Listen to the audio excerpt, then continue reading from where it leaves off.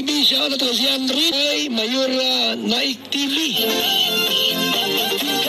Mayora Naik TV YouTube channel. Suportahan natin.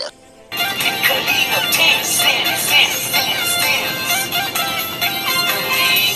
ang laging hanap-hanap, tumutulong sa kapwa at taong mahihirap. Alintana. Kaya mapagpalang araw po sa inyong lahat. Ang nagbabalik ang iyong lingkod, Mayora Naik TV. At bago ko simulan ang aking video reaction sa araw na ito, ay nais ko munang pasalamatan ang ama ng Kalingap, Kuya Bal Santos Matubang, Ate Ida Vlogs, Kalingap Rab, at sa lahat ng mga Kalingap partners, vloggers. Suportahan po natin ang kanilang mga YouTube channel at no skip ads po upang mas marami pa po silang matutulungan na mga kababayan natin na naghihirap. At ngayon nga po, ang video na ito na ating bibigyan ng reaction ay ito yung mapapanood natin itong video na ito sa YouTube channel ni Ate Roda Mix Vlog. At suportahan po natin si Ate Roda Mix Vlog. 10 na ang makasamahan ko mga karipa. Suportahan din po natin ang bawat isa. Ayan, sina Kuya Mil, suportahan po natin. Sina Kuya Dan, sina Kuya Brooks, at sa lahat. Hindi na po natin isa-isahin at napakadami. So, ngayon nga po, ay itong video na ito, ay vlog ito ni Ate Roda kahapon, kung saan po na sila ay nag-turn over kay Rina sa barangay at kasama dito ang buang team Kalingap, sina Kuya Bal at kasama si Kuya Mil. So, ayan, bago ang lahat ay habang nasa sasakyan si Ate Roda at si Kuya Mil ay ayan, pinapangaralan nila si Rina at tinuturuan pa rin si Rina, pinaalala nila kay Rina. So, eto, panoorin po natin. Rina, and ginawa ng Kalingap yung part namin, kung ano yung napagkasundoan sa barangay, kung ano yung mga pinangako ng Kalingap kay Rina, ginawa po namin yun, ano po. So, maraming salamat po sa lahat ng mga sumuporta, salamat po sa lahat ng nagmamahal kay Rina, sa mga patuloy na nanalangin, ano po, para kay Rina, maraming salamat po. Huwag po kayo mag-alala at babantayan po natin dyan at gagawa natin ng update dyan. Sorry kuya, hindi. Ayan na nga, sabi nga ni Kuya Mil ay wag daw mag-alala ang mga fans na babantayan daw nila, kumbaga i-monitor. Pero sabi nga ni Ate Roda ay sorry Kuya Mil dahil bawal na, totoo po yan, bawal na po i-vlog sa aming mga reactor ay hanggang bukas na lang po ang aming pagre-react kay Rina. Hindi na siya pwedeng reakan. Kaya ayon ay hanggang bukas na lang. Pwedeng i-vlog. Hindi ko iba-vlog. Gagawa natin reaction. So, ayan, susunduin ko na po ngayon at iniwan nga po yung sa bahay. Pupunta na tayo sa bahay. Susunduin na natin. Yung ibang mga gamit siguro to the follow na lang, ano? Pauwa na lang sa kanila. Nakuha na lang sa truck kung may mga... Grabe, wala akong masabi dito kay Ate Roda. Talagang inayos talaga ni Ate Roda ang lahat na pangangailangan ni Rina. Kung ano man yung mga records niya sa school ay inayos ni Ate Roda. Grabe, mas dakilang ina pa ito nga si Ate Roda kaysa sa tunay na ina ni Rina. So tuloy. At kailangan pang itrapas yun kasi may Dorobox doon, may mga maraming gamit. So, ayun, mamaya na lang po ulit. So, ganun po talaga yung buhay. Nanay po yun, siya po yung may karapatan. Basta ang sa Kalingap po, nagawa ng Kalingap yung part namin. Huwag kang iiyak, Roda. Ay, hindi man ako iiyak kasi sabi ko nga noon pa, walang forever. Anak nga, di ba? Masakit siya sa atin kasi napamahal na, pero ganun talaga ang buhay. Tama ka, Ate Roda, ganon talaga kasi wala naman tayo, kahit nga tayo magserko balintong ay hindi talaga po pwede kasi yun talaga ang biological mother. Sa kanya at sa kanya talaga yan mapupunta. So, syempre, yun nga sabi mo ay masakit din sa atin na mawala si Rina, pero no choice tayo eh. Ay, ina yun, ina. Tinatawag na ina. Siya ang may karapatan sa kanyang anak. So, ayun nga, at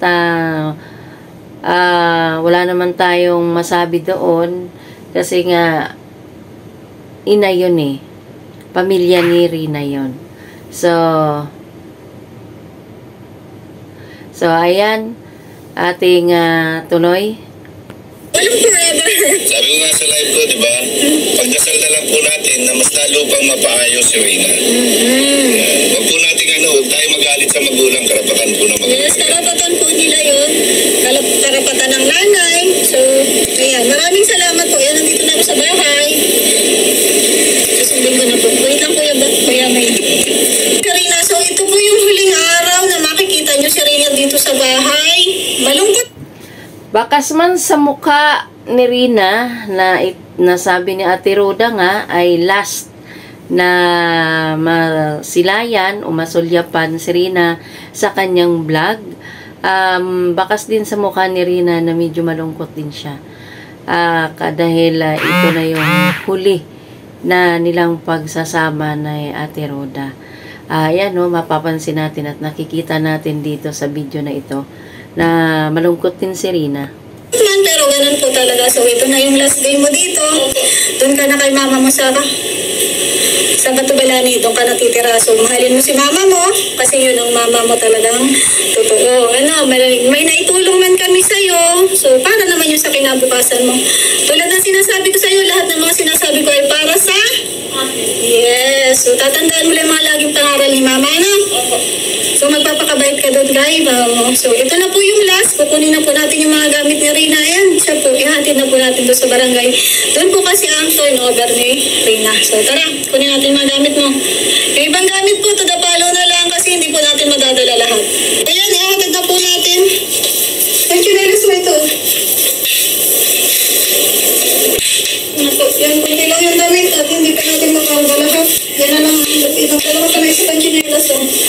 Ito yung sasakyan. Maya na lang po uli. Ganito tayo sa barangay. Thank you so much. Ayan si Mel. Wala Mel. Magpaalam ka na kay Kuya Mel. Ayan, papasok na si Rina sa sasakyan kung saan nakaparada ang kotse na Ate Roda sa harapan ng bahay nila. At yun nga sabi ni Ate Roda ay magpaalam na si Rina kay Kuya Mel. At ayan. Dito ka na, sakay na.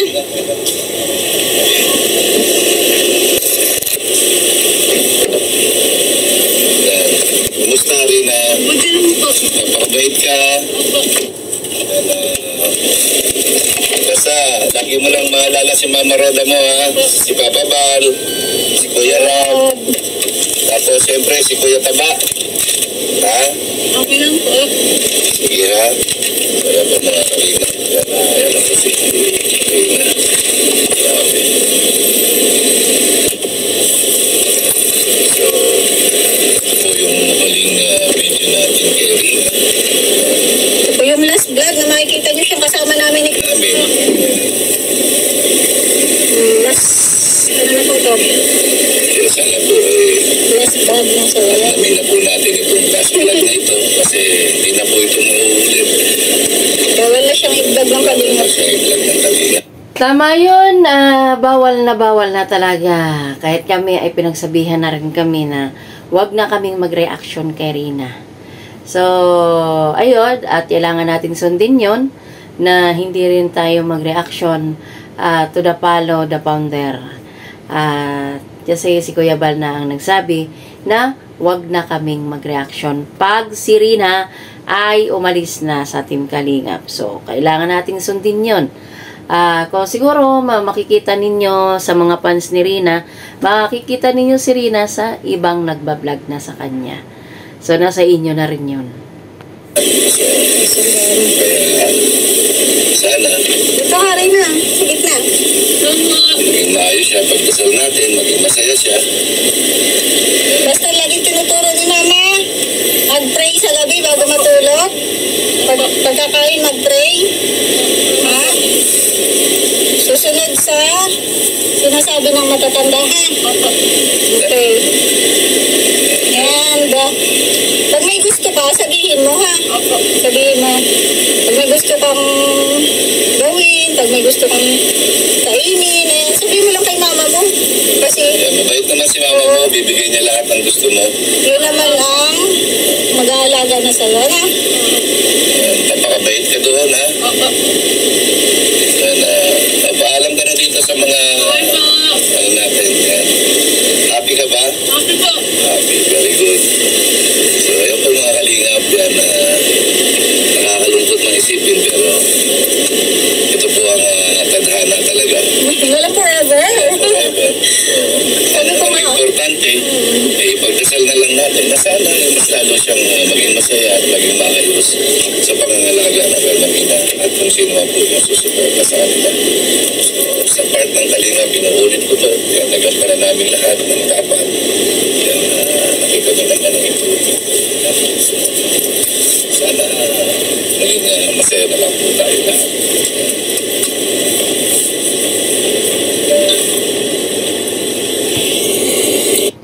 So, puputulin muna natin ang ating pag-video reaction. Ito, ang part na ito ay kung saan hinatid si Rina i-turn over na sa barangay. So, ito ay pangaral nila Ate Roda at ni Kuya Mil kay Rina para paalaala ba. So, hanggang sa muli, maraming salamat po sa inyo.